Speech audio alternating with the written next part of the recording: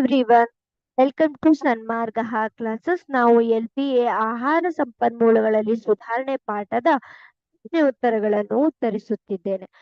ಪ್ರಶ್ನೆ 13. ಬೆಳೆಗಳನ್ನು ಬೆಳೆಯುವ 2 ಋತುಗಳನ್ನು ಹೆಸರಿಸಿ. ಇದು ಸುಲಭವಾದ ಪ್ರಶ್ನೆ ಆಗಿದೆ ವಿದ್ಯಾರ್ಥಿಗಳೇ. ನೋಡಿ, ಬೆಳೆಗಳನ್ನು ಬೆಳೆಯುವ ಋತುವಿನ ಆಧಾರದ ಮೇಲೆ ಬೆಳೆಗಳನ್ನು ವಿಂಗಡಿಸಲಾಗಿದೆ ಅಲ್ವಾ. ಸೊ ನಾನು ಇದ್ರ ಬಗ್ಗೆ ನಿಮಗೆ ಆಲ್ರೆಡಿ ಒಂದ್ಸಲ ಹೇಳಿದ್ದೀನಿ ಅಲ್ವಾ. ಸೊ ಏನು, ರಾಬಿ ಮತ್ತು ಖಾರಿಫ್ ಎಂದು ಎರಡು ಋತುಗಳ ತಕ್ಕಂತೆ ಬೆಳೆಗಳನ್ನು ವಿಂಗಡಿಸಲಾಗಿದೆ.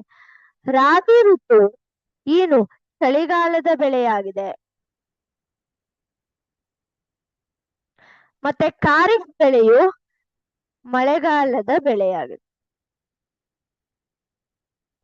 ನೀವು ಈ ದೃಶ್ಯದಲ್ಲಿ ನೋಡಬಹುದು, ಈ ಜೋಳವಾಗಿರ್ಬೋದು, ಬಾರ್ಲಿ ಆಗಿರ್ಬೋದು, ಯಾವುದೇ ಧಾನ್ಯವಾಗಿರ್ಬೋದು, ಅವು ಚಳಿಗಾಲದಲ್ಲಿ ಬೆಳೆಯುವ ಬೆಳೆಯಾಗಿದೆ.